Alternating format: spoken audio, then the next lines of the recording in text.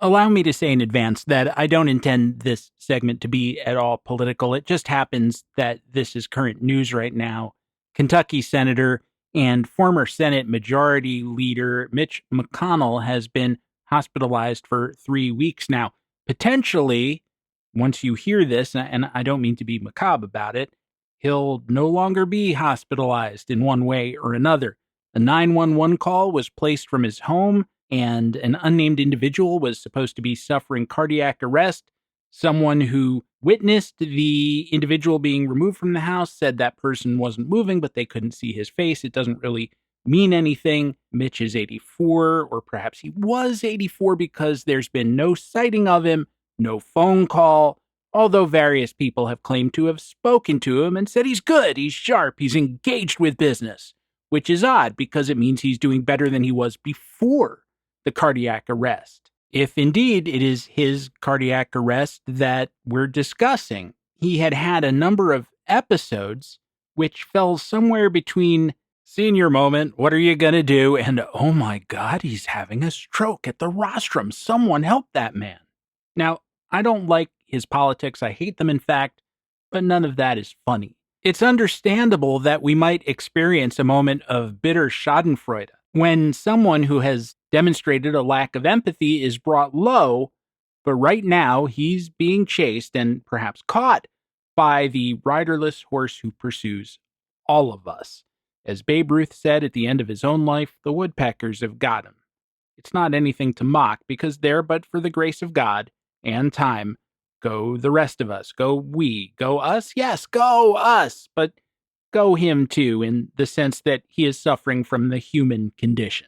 Oh, and as for the babe, we'll get back to him in just a moment. I don't really know why McConnell's staff, friends, family, enablers are being so furtive about his condition, because the laws in Kentucky are such that although they have a Democratic governor in a Republican majority state, Mitch's party would be extremely unlikely to lose the seat. If they were to have to call a special election right now, then chances are Republicans would win that, given the makeup of the electorate in Kentucky. And then that person would only serve quite briefly before they had their normal election in November. Alternatively, if they just wait for that, then the outcome is roughly the same because the Republican is favored to win then too.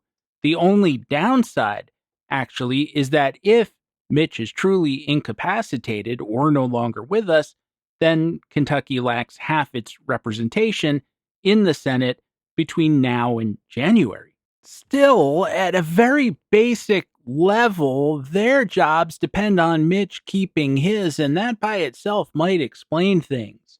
Maybe they're nursing, pardon the expression, the hope that he has one more rebound left in him, but again, that seems pointless given that he's retiring in January, and why make someone who's sick go through that? As we've seen in recent years with some other members of Congress who were kind of propped up by their staffs and pushed zombie-like through their paces, even when it was clear to just about everyone else that they should no longer be there. The lights were on, but no one was at home. That there are a lot of barnacle-like, pilotfish-like people whose privileges, prestige, whose salaries depend on their patrons staying in office, even if functionally they're dead. So their insistence on not removing Mitch from this Schrodinger's turtle kind of state that he's in, of being neither alive nor dead, may be about them more than it is about him and whatever ambitions he retains. I pause here to note an 1893 short story by one Mark Twain titled,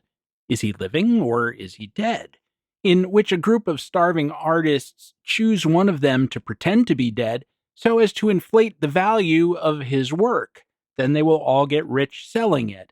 This was also more or less the plot of the 1908 novel Buried Alive by British author Arnold Bennett, which was turned into a number of movies and a Vincent Price Broadway musical, if you can imagine such an odd beast. You can, by the way, find Is He Living or Is He Dead online at Project Gutenberg and other places. It is a very short story, more of a sketch really, In the book that I read it in, about 7 pages. It'll go quick. If you're in the habit, that is. I can't imagine what would go up in value by playing this sort of game with Mitch McConnell's mortality. Surely not the price of his seat. That's the way they used to do it when it came to the Senate. You bought your seat, fair and square. To go back to Mark Twain for a second, recall that he too was the subject of just such a rumor in 1897. He didn't exactly say, "Reports of my death have been greatly exaggerated," but it's too juicy a line not to just run with it. I suppose we could say that it's happened to Paul McCartney as well. Why is he facing backwards on the back cover of Sgt. Pepper's? Why is he barefoot on the cover of Abbey Road? Why does John Lennon appear to say, "I buried Paul" at the end of Strawberry Fields, or say, "Paul is dead, miss him, miss him, miss him, miss him," when "I'm So Tired" from the White Album is played backwards? Why does number nine sound like "Turn Me On, Dead Man" when played backwards? You know what the secret is? 'Cause it does. Well, this sort of madness attached itself just for a nanosecond to Babe Ruth as well. Beginning on June 30th, 1920, the Yankees went on a road trip that took them to Philadelphia to play the Athletics and Washington to play the Senators. They swept 6 games at Shibe Park, but dropped 3 out of 4 to the Senators at Griffith Stadium. The one win came on the last day of the road trip. Carl Mays, about 6 weeks from throwing the pitch that killed Ray Chapman, went all the way on a 3-hit, 1-walk shutout, striking out 6. The Senators started a journeyman right-hander named Eric Erickson. He didn't have it, and neither did the 2 pitchers who followed. The Yankees hit just 1 home run on the day. Second baseman Del Pratt hit a 3-run shot, an unjustly forgotten player, by the way. High on-base percentage, a lot of RBIs for a middle infielder. But overall, they made 16 hits and took 8 walks, leading to 17 runs scored. The Babe had a good day, going 2 for 5 with a walk, a strikeout, 2 RBIs, and 2 runs scored, but other players had better ones, including Mays, who drove in 3 runs. Would you believe, by the by, that the Yankees have surpassed that 17-0 run differential 15 times? They did it as recently as July 25th, 2000, when they beat the Orioles 19-1 at Camden Yards. As you'd expect under modern conditions, they hit 5 home runs. 3 of these names you will expect: Paul O'Neill, Derek Jeter, and Bernie Williams. And 2 may mildly surprise you: Ryan Thompson and Cody Bellinger's daddy, Clay. After the last game of the road trip, the Babe elected not to travel with the team, but to drive home in a big open car he had recently bought. He took along his wife, or then-wife, the ill-fated Helen, 2 bench guys, catcher Fred Bootnose Hoffman, and outfielder Frank Gleich, whose name may also have been Gleich. As usual, I'm guessing at the pronunciation. Finally, Coach Charlie O'Leary, a former infielder with the Tigers who is in the midst of a 10-year run coaching with the Yankees, joined the party. They started driving back to New York on the old Atlantic Highway. That's what existed before I-95. I-95 was 30-some years in the future. On the Baltimore Pike segment, near, of all places, Wawa, Pennsylvania. At about 2 in the morning, the Babe went too fast into a curve, or went too drunkenly into a curve, or more likely both, and flipped the car. This was also predating seatbelts, as you'll remember. Helen and O'Leary were thrown clear out of the vehicle.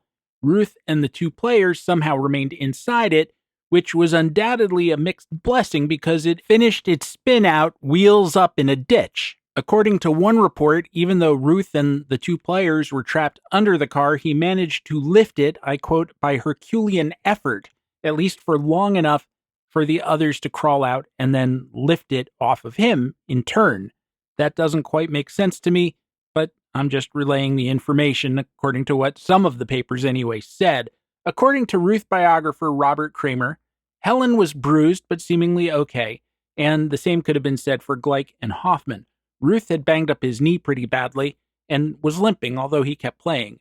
O'Leary, however, hit the road pretty hard and appeared to be dead.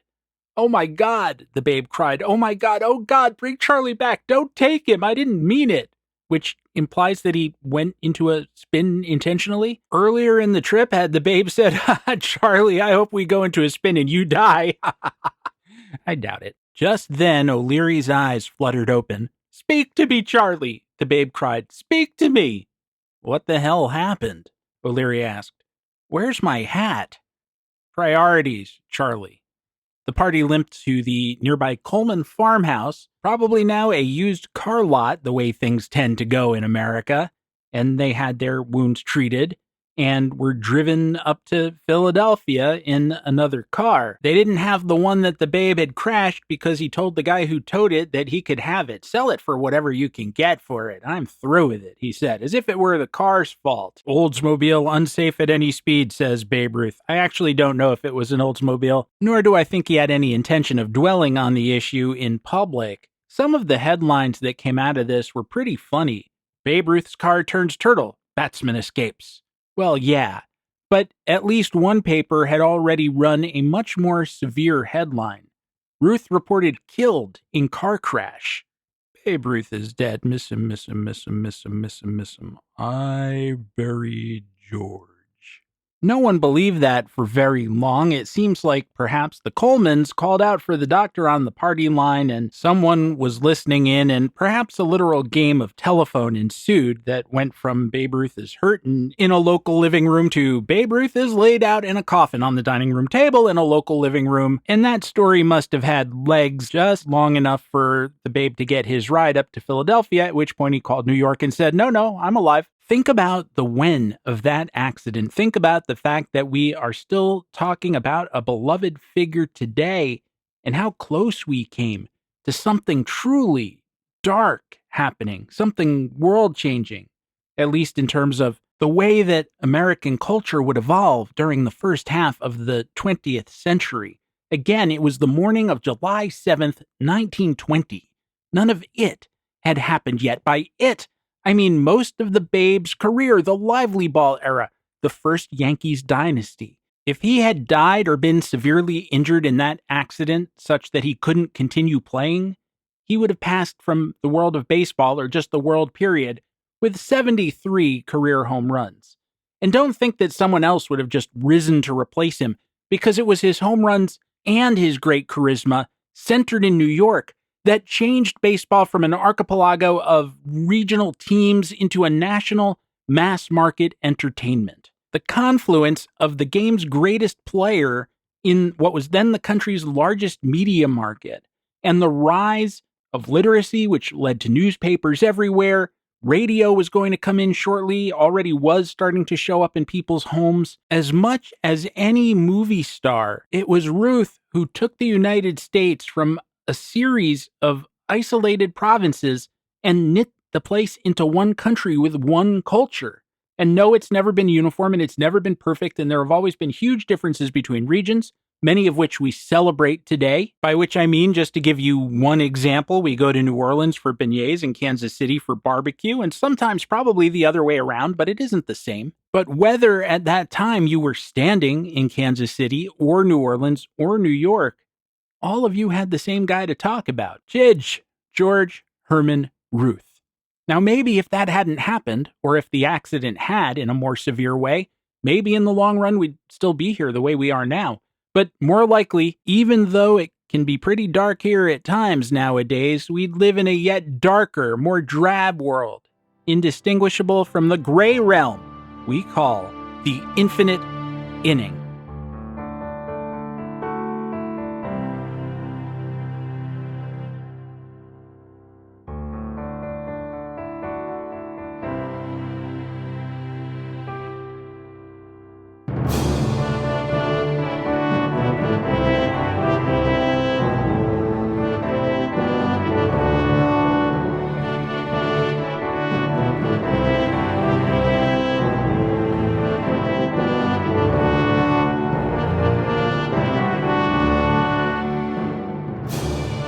Well, hello there, and welcome back to the show, Infinite Inning number 383, in an ongoing series. I am, as I ever was and ever shall be, your congenial host, Stephen Goldman, for this trip into the past, on a mission to better understand the present, the time machine, the metaphor being the national pastime, the game of baseball. And this week, I also have a bit of egg on me face. Forgive me for saying on me face, I've been watching a lot of BritBox, and oh boy, am I knackered. I'm just taking the piss. I've been going like the clappers. I will say this. I've been using some British words for a long time. I've often said, I think going back to my earliest writing days, that say the Yankees bollocksed up a trade. We don't say bollocks that often in America, but I like it. And I'm sure I've adopted a few others, though they're not coming to mind just now. But the ones that I haven't that seem really efficient. For example, would you like a cup of tea? They just say cuppa, or at least they do on the shows that I like to watch, and you get done with it faster. That's one whole syllable shorter. Similarly, instead of saying thank you, and I just did this, they say ta. Or again, at least the characters on TV and in some books that I've read say ta. With our modern, fast-paced lifestyle, do you really have time to say thank you? No, you'd prefer to just say ta and be done. In the same department, there's a wonderful one-syllable Yiddish word which in various contexts means yeah, and, so. It's simply NU, new. But you can't say that to most Americans because they won't know what the hell you're talking about. And I'll give you an example from a Frank Sinatra movie. Are you ahead of me already? Maybe I've said this before. When you've done almost 10 years of podcast, you start to lose track, especially when you get to be my age and you're starting to lose track of your keys as well. But in Frank Lesser's Guys and Dolls, the character of Nathan Detroit, the gambler, the ringleader of a gambling mob, essentially, although they're played cute, he's based the character on Arnold Rothstein, who very much was not cute, and of course was the fixer of the 1919 World Series, or among the guys who got into it and made a lot of money on it later. In the movie, Frank Sinatra, who should have played Sky Masterson, who's played quite well by Marlon Brando, plays Nathan Detroit. Throughout the show, there's a running subplot about Nathan's refusal to make an honest woman of his longtime girlfriend, Miss Adelaide, and in the second act, he and Adelaide have a song called Sue Me. There are two things I love about Sue Me, and in the old days, I would just drop a clip in here, but I don't know how many seconds will get me bounced from Spotify, so I'm not going to do that. You'll just have to put up with me. I apologize. First of all, the original Nathan Detroit on Broadway was an actor named Sam Levine who was a non-singer, and he couldn't hit the notes. So Frank Lesser wrote the melody in a way that it climbs up to where he needs Sam Levine to go, step by step, almost like a scale. He sings Serve a Paper and Sue Me. So that's just a trick in a way. It works very nicely in the song, but necessity was the mother of invention. Similarly, again, Nathan Detroit is a Jewish gangster, as was Arnold Rothstein.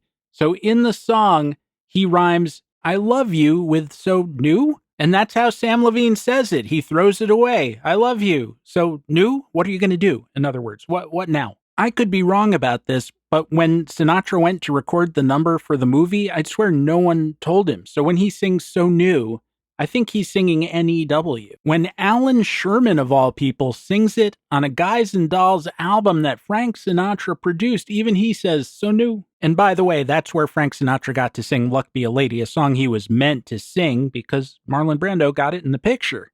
He did it on that same album in which he cast Alan Sherman. No disrespect to Alan Sherman. I think the Ballad of Henry Lewis is one of the funniest damn things I've ever heard. But I'm getting sidetracked as always. The reason that I have egg on my face or me face or Hulk has egg on Hulk face, I don't know, is because you might recall that last week I announced with moderate fanfare, mild fanfare, not a whole lot of fanfare, that I intended to move the show's release date back by a day from Friday evenings or Saturday mornings, depending on your point of view. For me, these things do not work the same way that they do for everyone else, to Thursdays, hopefully daytime Thursdays. And I fully intended to do that this week, and I worked towards it. But, and this time I can say, no, Dad, I wasn't slacking off. It was an act of God. A series of big thunderstorms shook my windows and rattled my walls. Apologies to Dylan, but that's the way that it happened, and killed the internet for much of a day. That set me back, and yet, here we are on time, at least if you pretend I hadn't said that. I will try again this week. I think, as I said, it's healthier for the program for me to get it out a day earlier. It's only taken me 10 years to figure this out. I never claimed to be that smart. Real briefly, bulletin board section this week at Baseball Prospectus, I wrote about the upcoming All-Star Game and a rather random complaint I saw elsewhere on the internet that basically said, why aren't all All-Stars Tony Gwynn? Why do some of them suck? And my feeling is, okay, well, why aren't all presidents Franklin Roosevelt? Why do some of them suck? Without naming names. And the answer, of course, is blame not the players, blame the voters. And a broader question, and at the risk of spoiling the column, I'll go this much more into it. I hate the dissonance that I feel when people argue that there should not be an objective Hall of Fame standard, and yet certain players fall below it. If that's what you want, be my guest, but then stop having a vote because you've outsourced your thinking to whatever system you set up. 3,000 hits, yes. Everyone else, no. The All-Star game is the same thing. You have a popularity contest. You could throw that out and simply say, yes, we want all All-Stars to be Tony Gwynn. Everyone not hitting 370 at the break out of the pool, which this year would be everyone. Problem solved. Game canceled. Go watch a movie. And that's why it's so odd that this post that I saw picked Tony Gwynn, who's a historic outlier in a lot of ways. You could say Rod Carew. You could say Wade Boggs. You could say Ty Cobb. I mean, I can list a whole bunch of guys who are, broadly speaking, in the Tony Gwynn group of players. Ichiro would be another one. If you were watching baseball at all today, you'd understand that holding players to that specific standard at a time when no one hits like that, almost no one, Luis Ariz maybe. Plus, outfielders are so perfectly configured that nothing that goes to the outfield falls, or relatively nothing. Certainly many fewer hits than when Tony Gwynn was at the peak of his career. You might as well be saying that you're not a present-day baseball fan and you don't watch at all. That's over at Baseball Prospectus under the headline Trivia for a Trivial Game, and I do hope, as ever, that you'll give it a read. You know, just the other day, over at Blue Sky, Patrick Dubuque, one of my colleagues and one of my editors and someone who I respect as a writer very much, called me the conscience of Baseball Prospectus.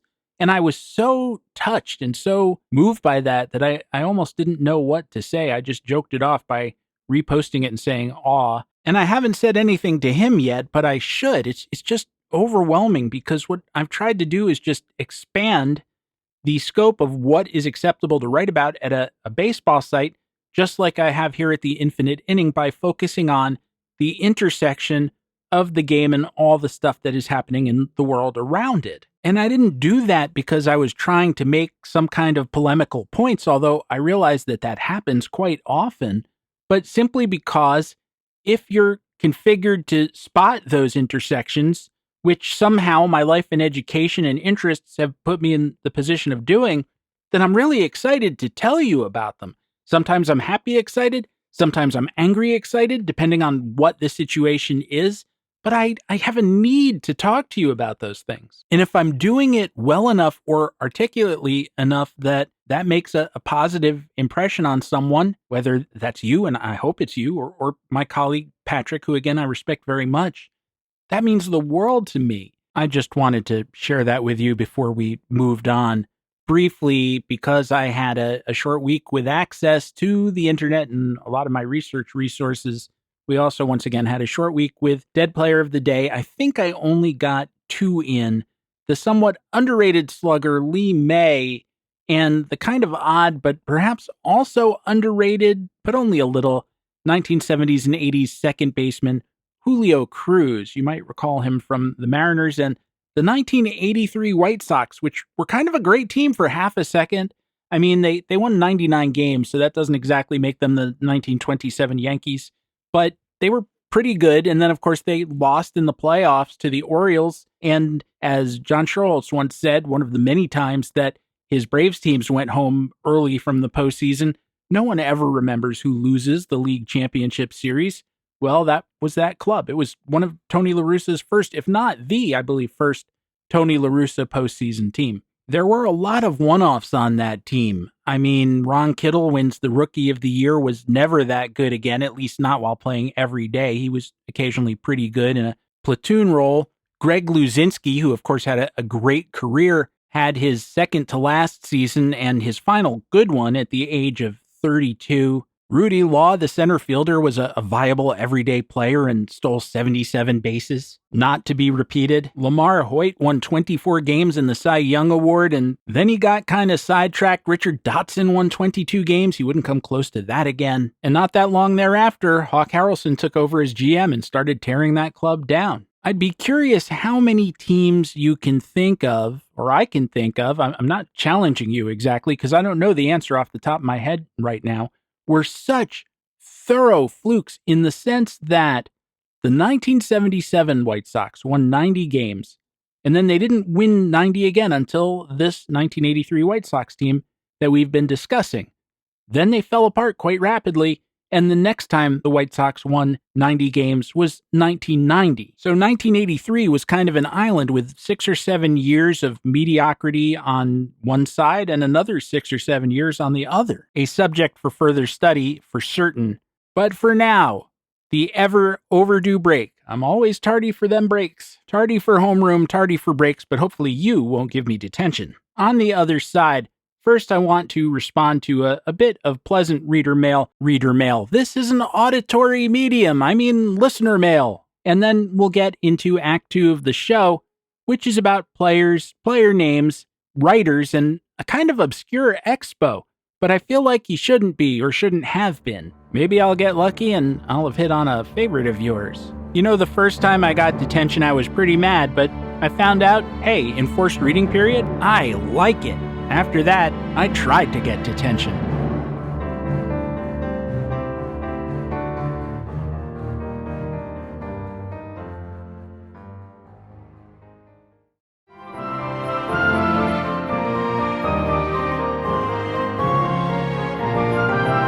Listeners Jamie and Mike messaged me over at Facebook to say that they've been running a baseball history tournament called the Big Baseball Bash, which sounds sort of Dylan and the Bandish. With his cheeks in a chunk and his cheese in the cash, they're all going to be there for that Big Baseball Bash. You could do worse. They've been doing that with the Out of the Park Baseball Simulator. I've never played that one. I've always been a little intimidated by it somehow. And I feel like whenever I've gone to pick it up, the price has been aggressive. I used to play Baseball Mogul quite a bit, which I think is a similar deal. I played it over many editions, but after a while, it got to be too much like work. Did you ever see the surreal Charlie Kaufman film Synecdoche, New York? This was about 20 years ago at this point, I guess. Philip Seymour Hoffman plays a theatrical director who is setting up an autobiographical play, and he gets so obsessed with depicting his life accurately and his world realistically that he ends up recreating both on a one-to-one scale. If you ever go to Disneyland and see Main Street USA, that's 3/5 smaller than reality, with architectural tricks like forced perspective making it look bigger than it actually is. But Hoffman rebuilds the world within the world, and some simulation games feel like that. I used to like Civilization quite a bit, another one I played over many editions, but the economic management got to be a lot. When any game simulation becomes so realistic that you feel like you're actually having to get dressed and go to meetings, you're in that Synecdoche situation, and it's time to stop. I have a job. I don't need another one for which I'm not paid and is in fact wholly imaginary. And when you push away from the table, you haven't really achieved anything. I'll tell you one other reason that I quit on Baseball Mogul, which was that I felt that however it generated its stats, it became arbitrary. I wonder if any of you have had that experience because, I mean, it's almost 10 years now, probably since I stopped playing. I stopped with something like the 2018 edition. But you could do a draft of historical players, and I could end up with Babe Ruth and Rogers Hornsby and Joe DiMaggio and so on. And sometimes, or often, they would be terrible. They would hit 190. And I was torn about that because, on the one hand, look at a player today like Gunnar Henderson. You would not have predicted on day one of the season that he'd be hitting 210 with a 290 on base percentage, and he's somewhere in that ballpark right now without looking it up. But randomness is in the nature of players, and sometimes they exceed, as Ben Rice is doing this year, or they drop back. Look at Vlad Guerrero Jr. this season. He has a bad back, and he's hitting about 265 with 5 home runs. That said, if I draft a team with 1927 Babe Ruth on it, part of the reason is, since this is a game, I want to enjoy the company of 1927 Babe Ruth. If I'd wanted the 1925 Babe Ruth with the stomach abscess or syphilis or both, then I would have drafted that version of him. There are sliders within the game where you can adjust how predictable the players are, how closely they hew to the back of the baseball card. But I found that didn't help, and if Babe Ruth in any season, no matter what opposition you're playing him against, hits more like Babe Balboni, then this is the game of baseball disappointment, not a game of baseball simulation or recreation. and so I dropped out. Getting back to Jamie and Mike, Jamie said that the idea of the big baseball bash is simple and ridiculous. Every American League and National League team since 1901, 2,676 teams total, were thrown into one massive tournament to see what strange arguments baseball history might produce. What? No old Orioles? My friends, you may be visited by Wilbert Robinson one of these nights. If he's holding his meat cleaver, run! Whereas Jamie didn't alert me or detail all of the arguments that their simulation has made, although I'm curious, he said that after running this simulation, they're down to a final 4 teams, and these were surprising. The 1917 Giants, who lost the World Series to the White Sox, the 1938 Yankees, who won it as part of their 4-year run from 1936 to 1939, the 1949 Yankees, Casey's first Yankees team, a team with all the injuries but crazy deep and a very solid pitching rotation, and the 2000 Baltimore Orioles? Well, now Uncle Robbie is definitely coming for you. Wrong, Orioles. They went 74 and 88. Mike and Jamie add, we would be beyond grateful for even a brief comment on the tournament, the Final Four, or the historical absurdity of the whole thing. Well, I'm pretty keen on the 1949 Yankees, as you know, but it's hard to believe that a team with half a season of Joe DiMaggio would be capable of beating the many teams that had closer to a full season of Joe DiMaggio, for one thing, and I just don't understand what kind of hell Mike Messina is wreaking on your tournament that the 2000 Orioles are still in there. And I'm very much amused by the 1917 Giants because it's a Giants team that falls between two stools in that it's neither the early great Giants teams with Christy Mathewson and Iron Man McGinnity, or the later ones where Frankie Frisch did his best to get just about everyone involved into the Hall of Fame himself. Well, he deserved it. Bill Terry, Fred Lindstrom, Travis Jackson, and once again, my pal, and yours, in a part-time role, Casey Stengel. The 17 team, the roster, is pretty obscure compared to those later clubs. George Kelly and Ross Youngs were there, but they were just coming up, so they didn't make a big impression on it. And if you got me on the wrong day, I would be hard-pressed to name some of these guys. Now, some of them number among my personal favorites. Maybe Ferdy Shupp, who I've talked about on the show, went 21-7 with a 1.95 ERA. Maybe he, like Mike Messina, is just rampaging through this tournament. George Burns, their leadoff man, had a fantastic career. He was a really good player. Art Fletcher had a great glove and actually hit pretty well by the standards of shortstops. But I think the thing that if I were pressed, I would say, well, wait, that's the one. Hal Chase wasn't there yet. He didn't get there till 1919. But they had Buck Herzog and Heine Zimmerman and Benny Koff. And all three of those guys turned out to be kind of problematic later once the Black Sox thing happened. I think that's what I would remember, not so much that they were this incredibly dominant team. As far as the absurdity of doing that sort of simulation, no, don't worry about it. It's fun, and I think that's what's important. You're getting to discover players, perhaps who you weren't as familiar with before you started this massive tournament, and get to talk about them with friends, which is the whole point, right? I used to have this experience too, just playing Baseball Mogul on my own, because if I played historical seasons, every once in a while a player would pop and I would say, who was that? Because I wasn't familiar on some level. And I would look, and sometimes it would be true to real life, and at other times I would try to discern whether the simulation was just being random or whether that player had the potential to do what the simulation had revealed, but for reasons didn't. Or I'll give you a third category, which is players who I know are good and you would know are good, but people back in their day didn't realize. Like Roy Cullenbine, who I've profiled on the show, the outfielder with the Tigers and Cleveland and the Browns, was an on-base machine, 276, 408, 432 lifetime switch hitter.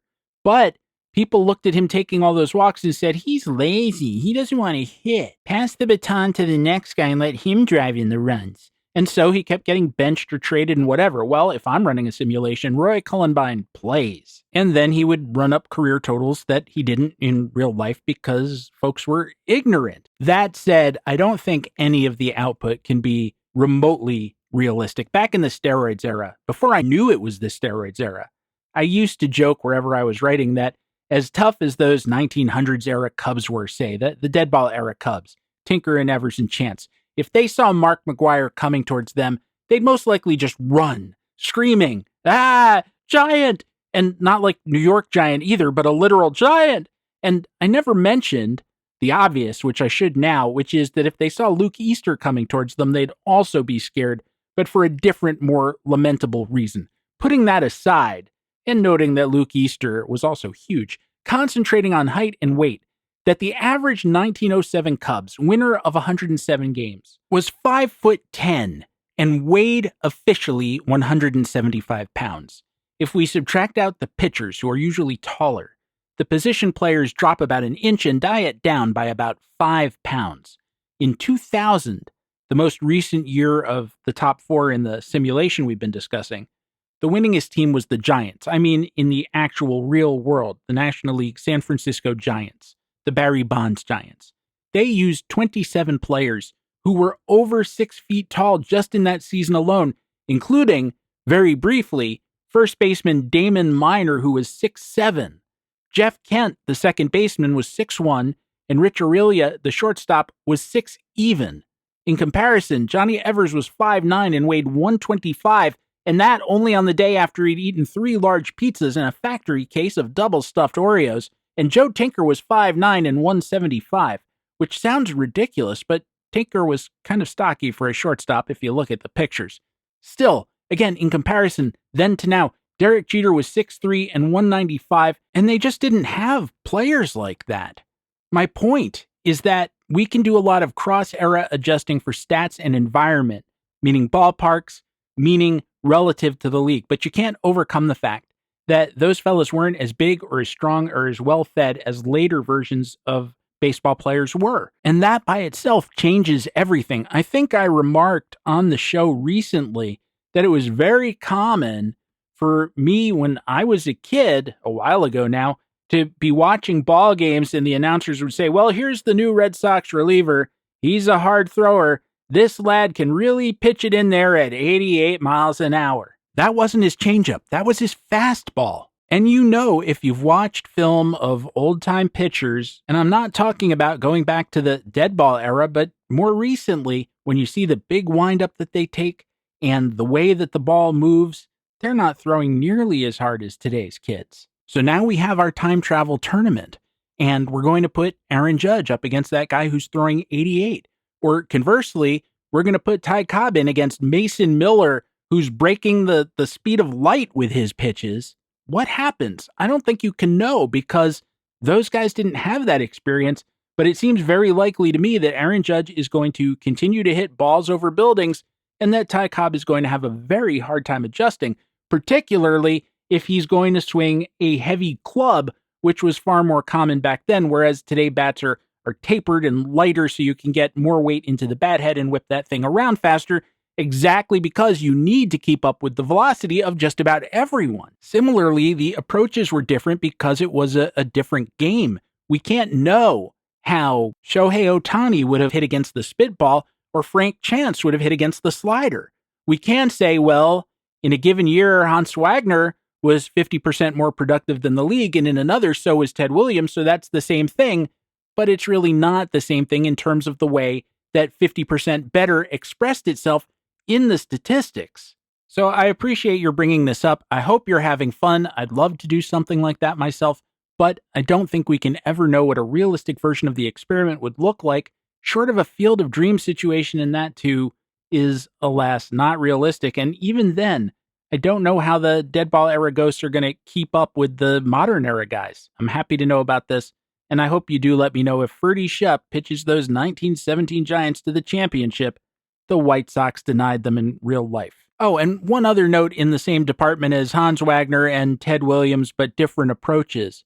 Mel Ott, 511 home runs, only 5'9". Henry Aaron, 6 foot even, not a big guy, but famous for his strong wrists. It's in the approach. It's also in the bat and in the ballparks. So how do you say to Ty Cobb, you know, the way that you did it all your life? Well, for this posthumous tournament, you're going to have to change everything and relearn how to play.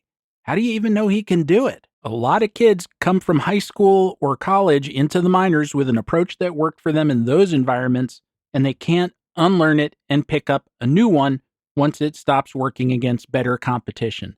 I suspect it would be a lot like that. Okay, one more quick break because this took longer than I intended.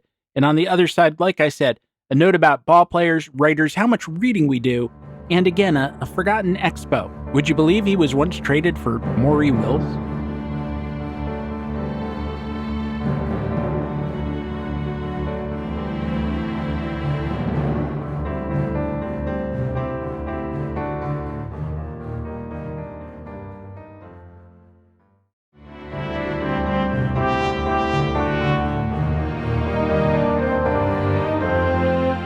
The Sci-Fi Channel, or what they used to call the Sci-Fi Channel, I believe it's called Syfy now, as if it had venereal disease, used to have these occasional video essays by the late Harlan Ellison, a short story and screenwriter I've mentioned here numerous times, as although he was a very difficult personality and did a lot of controversial things, the guy could really, really write. On one occasion, about 30 years ago now, probably whistling past his own grave, which he's been in for about 8 years at this point, he spoke at length about an American writer of the first half of the 20th century by the name of Clarence Buddington Kelland. Kelland was on this planet from 1881 through 1964. He was indefatigable, pumping out novels and short stories by the score, no exaggeration. Many of his stories were turned into films in both the silent and sound eras, and you might even have seen one, the Frank Capra film Mr. Deeds Goes to Town with Gary Cooper and Jean Arthur, which I guess is probably rated below some of Capra's other pictures like Mr. Smith Goes to Washington or It's a Wonderful Life, but is usually remembered among his best films. Ellison's point, which constituted a bit of special pleading, was that Kelland is now forgotten, now being 1995, and that's an example of declining cultural literacy. He wasn't wholly wrong. In that, in the first half of the 20th century, and I mentioned this earlier, where the Babe was concerned, there was this great flowering of literacy.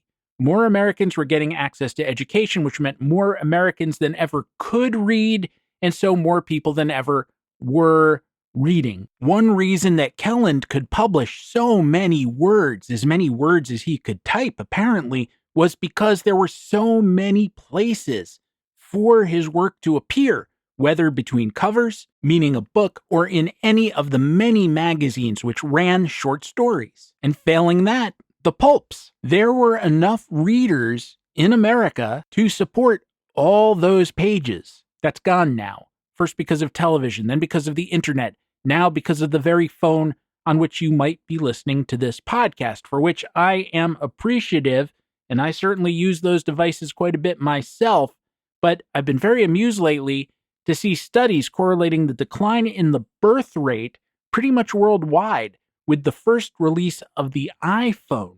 We're too trapped in that device to do a lot of the things we used to do, including meet and procreate. As you probably know, the director Christopher Nolan has this big adaptation of The Odyssey out in about a week as I speak these words. Among the dangers that confront brave Ulysses, or Odysseus, whichever you prefer, at least in the book, as he tries to get home from the Trojan War, is the land of the Lotus Eaters, basically an island of people who are too busy getting high to accomplish anything. I first read that in junior high school, I believe, and I thought, well, a modern version would change that to the Lotus Watchers, with the islanders walking around with TVs strapped to their faces like squids. I had no idea one day I'd be talking to you from a small device which is in even far closer propinquity to us much of the time than a television set. Now, we do read, but we don't read books. A while back now, I think when Tina Fey and Amy Poehler were hosting some award show, and I only caught this in a clip, they made a joke regarding the rising popularity of streaming TV series versus movies, a war that's pretty much been won by the streaming side at this point.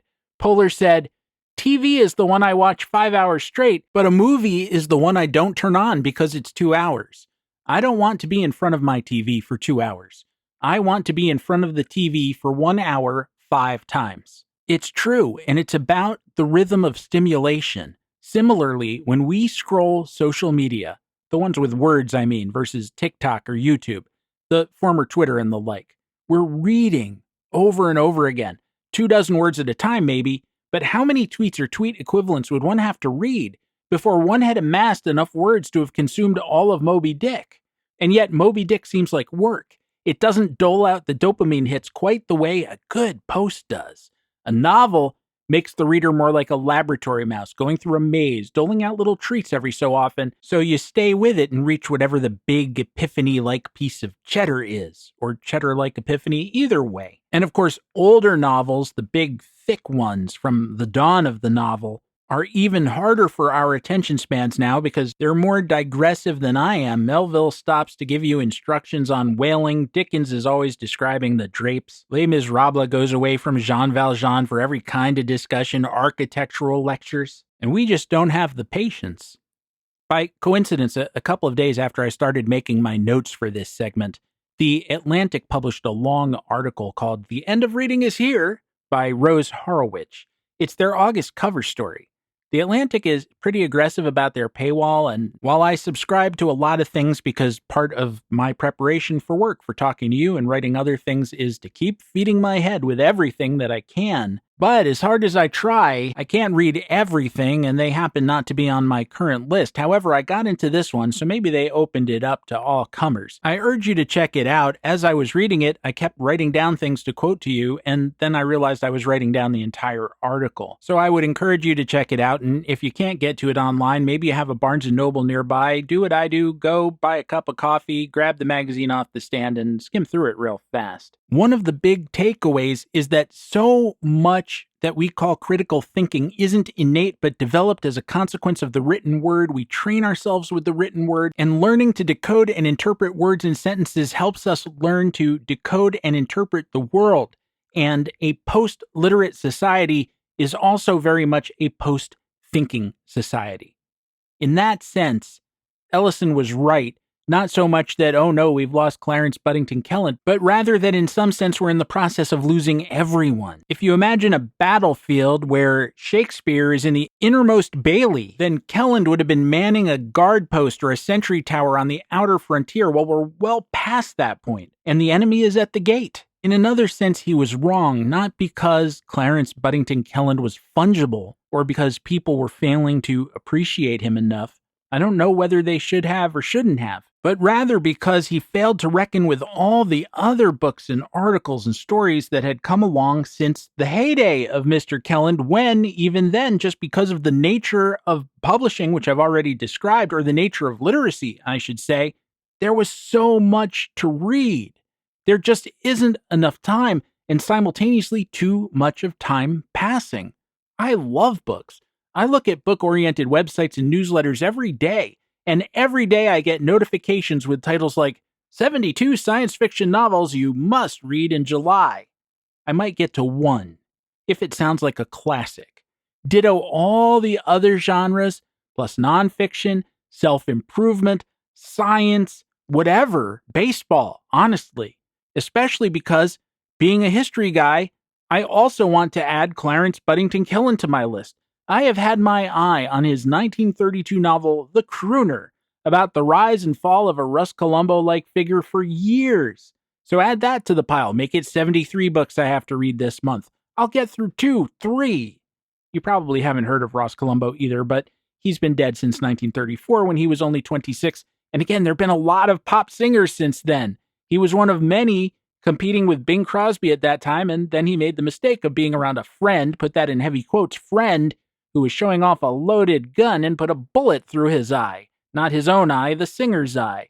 There's just too much stuff to keep up with day by day. And if the schools didn't make us go back to read certain things, they would have just vanished behind the spigot of whatever is the latest and greatest.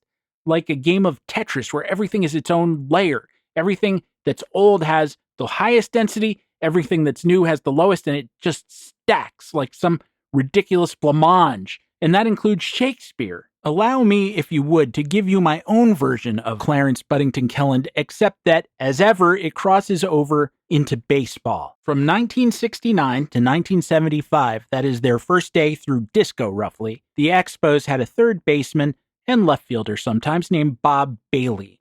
I'm always getting him confused with Bob Baylor, whose career overlapped with his a little on the back end. Not only are their names almost the same, but Baylor was an expansion-era Blue Jay, so you can't say which one played in Canada to keep them separated in your mind. Both also put in some time with the Dodgers, so I can be looking at the back of the baseball card for either one of them and not always have the strongest sense of who I'm looking at, assuming the name isn't right in front of me. Baylor was actually the Blue Jays' first pick in the 1976 expansion draft, and that I can remember. That shouldn't be the case because, for the most part, Bob Baylor was just a fill-in kind of guy, whereas Bob Bailey could be an excellent hitter. He kept getting pushed to left field because his glove wasn't very good, but he had power and took up to 100 walks a year. I guess we're kind of back to talking about Roy Cullenbine in a way. He was a career 264, 368 on base, 437 slugging hitter with the Expos, and when you consider the low offense era and park effects, he could be pretty strong. Bobby Bonilla had a higher peak when he was with the Pirates, but he was a similar kind of player. Not your best bet at third base, but he'd hang in there, take some walks, hit 25 home runs. He also had the same initials, and both played for the Pirates. Bonilla's career averages were 279, 358, 472, which is a 124 OPS plus. Bob Bailey, in his Expos years, was a 123 OPS plus. He didn't make any All-Star teams, though, and the Mets don't still owe him money. Bailey was signed by the Pirates in 1961. This is before the draft, and they reportedly paid him a then big bonus to sign, something in six figures, which meant he was under pressure from the beginning. In his second year in the minors, when he was just 19 years old, the Pirates dropped him at AAA Columbus, and he hit .299 with a .406 on-base percentage and a .535 slugging percentage, with 31 doubles, 7 triples, 28 home runs. He drove in 108 runs, scored 109, stole 11 bases in 15 attempts, and walked 96 times. Give me that prospect now, today, please. I don't care about his glove. We've got the DH now. But he struggled to capitalize on that, and that's partly why he ended up in Montreal. And I will tell you all about that and some other things right after I heed the intergalactic gerbils in the control room who are urging me to take a break. So I hope you will be patient with me for one last time this episode, and on the other side, the saga of Bob Bailey and his name.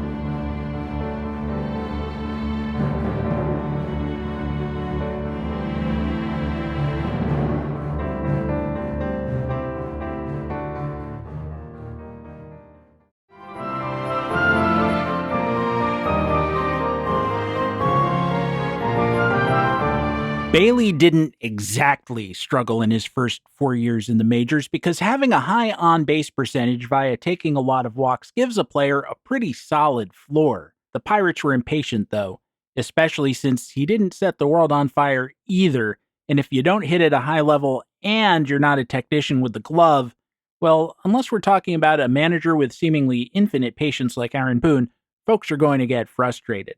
Again, it's not that Bailey was terrible offensively. He was approximately league average in Forbes Field, a tough park. In 1966, Harry Walker, one of the worst managers ever, was running the Pirates. With Bailey hitting .254, .340, .390 in June, and that's a .730 OPS in a league that would end up at .697, Walker benched him in favor of Jose Pagan, to that point in his career a .242, .294, .314 hitter, which is much more of a shortstop bat. Bailey mostly sat until mid-August, getting the odd start in left field against Southpaws. Shortstop Gene Alley got hurt in August. A lot of Gene Alley's career was about injuries, so Pagan slid over to the six, as the kids call it, and Bailey got his old job back. He did really well, too, hitting .322, .390, .497 down the stretch. A breakout. And so that winter, the Pirates took him and Stick Michael and traded him to the Dodgers in return for an aging Maury Wills. They needed a singles-hitting shortstop to play third for some reason. To be honest, Maury wasn't bad at all for them. Meanwhile, Bailey didn't hit at all with the Dodgers, so they just sold him to the Expos, the hypothetical Expos. It was 68. They hadn't even started yet. And even then, he got grief for his glove. He was with an expansion team, and yet his manager, Gene Mauch, said, Bailey means wood. Bailey doesn't mean leather. It's a pretty good put down, actually. And now we have come full circle. in terms of the Bob Bailey story and how he broke out in Montreal, but still didn't get any respect. Except for this. Robert E. Sherwood was once a famous writer, mostly for plays. He was also, during the Second World War, a speechwriter and advisor to President Franklin Roosevelt. He won a Pulitzer Prize for his book about that experience, Roosevelt and Hopkins, An Intimate History, the Hopkins being Harry, FDR's chief advisor. I've read it. It's very good.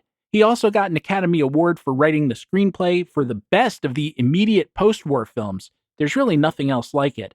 The Best Years of Our Lives, about 3 servicemen back from the war experiencing severe dislocation while returning to Boone City, that is, Cincinnati, and yes, early in the picture there's a crack about how the Reds are in last place again. For those 3 men, are the best years of their lives ahead of them, or does the title imply that those best years were 1941 through 1945, and they're spent and gone, and from now on they'll have to settle for something a lot more complicated? Going further back, Sherwood was a member of the Algonquin Round Table, and I don't know if this will mean anything to you, but going way back, he was part of the staff of Vanity Fair, a magazine that's still around, with Robert Benchley and Dorothy Parker. When the Fair fired Mrs. Parker, Sherwood and Benchley walked out in sympathy. That turned out to be a good thing for all involved, and in Sherwood's case, it meant going off and being a 3-time winner of the Pulitzer for drama. He also wrote The Petrified Forest, which made Humphrey Bogart a star for playing escaped criminal Duke Mantee. He repeated the part in the film version, and that got him launched in Hollywood. Expos great Bob Bailey was born in 1942 when, for the reasons I just outlined, the writer Robert E. Sherwood was very well known, and thus Bob Bailey's full name was Robert Sherwood Bailey. And I don't think that was a coincidence.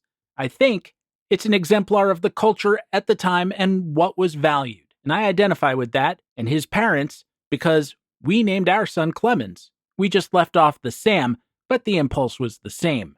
According to Social Security, last year, the most popular names for boys in the United States were Liam, Noah, Oliver, Theodore, Henry, James, Elijah, Mateo, William, and Lucas, whereas girls got Olivia, Charlotte, Emma, Amelia, Sophia, Mia, Isabella, Evelyn, Sophia with an F instead of a PH, and Eliana. I don't suppose any of those Theodores have, say, a Dreiser or a Geisel after them, or the Charlottes carry the middle name Bronte. Times have changed, and we have new role models, not writers, but influencers who will leave behind what? And yeah, I checked. Pitcher Michael King of the Padres, his middle name ain't Steven either. Not intending to shame anyone, any answer is okay. How many books do you read nowadays? And yes, listening to them is acceptable. Should you wish to inform me of the answer on social media, you can do so at stephengoldman.bsky.social. You can also write us, by which I mean me, at infiniteinning@gmail.com. And there's a Facebook group. Simply go to Facebook, search on Infinite Inning. Bang, you're there. I put up a picture of Helen Ruth. She usually looks kind of dowdy to me, but I thought she looked good in this one from 1920 when she got flipped out of a car by her husband. Should you wish to support the show, and I very much hope you do, please visit patreon.com/The Infinite Inning. Gear of a rudimentary kind available at the-infinite-inning.creator-spring.com. And it does seem like logo caps are forthcoming. Original soundtrack available gratis at casualobservermusic.bandcamp.com. Finally, should you find yourself with a moment to spare, please go to the podcatcher of your choice and rate, review, and subscribe. And if your podcatcher doesn't let you do those things, as usual, just tell someone. All word of mouth is good, I suppose, as long as it's positive. If you say, let me tell you about something that sucks, well, then no, keep that under your hat. Our theme song, which you are hearing now and have been listening to throughout the episode, was a co-composition of myself and Dr. Rick Mooring, who advises us to stand at the window of dreams, feel the invasion of possibility, and be suffused by change, but still take the turns in Wawa, Pennsylvania with extreme caution. Well, I echo those sentiments, and if I can just practice what I preach, then I'll be back next week with more tales from inside the Infinite Inning.